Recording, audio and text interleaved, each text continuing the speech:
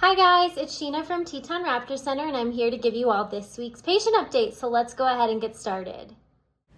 First up for our current patients is Sharp-Shinned Hawk 926. This bird came in from Lander, Wyoming after he collided into a window. He's dealing with some head trauma, but otherwise has no fractures or eye trauma, so that's a really good sign, and hopefully he recovers well in the ICU.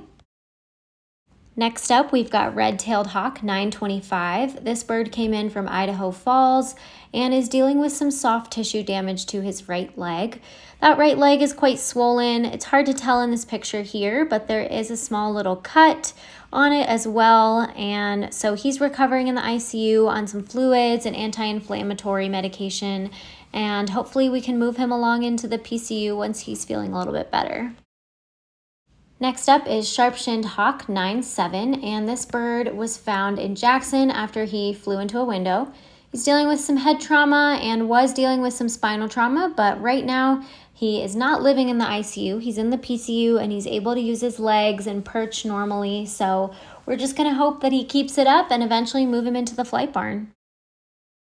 Next is Swainson's Hawk 822B. This Swainy came in with a left ulna fracture and is healing beautifully. We actually no longer need to have this bird in a wing wrap anymore. He's not living in the ICU and he's able to get up onto some lower perches, so we're seeing a lot of great progress from this bird. Last but not least for the birds we're covering this week is Swainson's Hawk 727. This is the bird that ended up getting an FHO procedure, or a femoral head ostectomy. And this is a procedure that is not typically done in birds, but can be done regularly in cats and dogs that are under 35 pounds.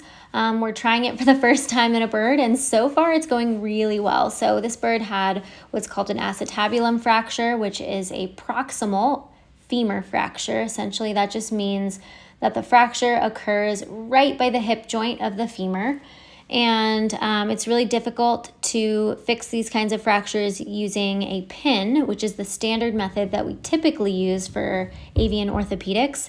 However, in this case, we essentially, in surgery, removed the top of the femur and are allowing the rest of the femur bone to adhere to the hip joint. So we're trying this out, and so far it's healing really well. We actually just moved this bird out of the ICU, and we're hoping if this is a success story, we can write scientific papers in a case study about this patient. So that would be really exciting and really cool.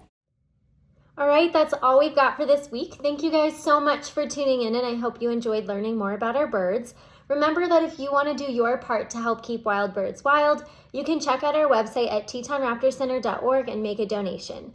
You can also click the link in the description below, and that will take you right to our donate page. Bye!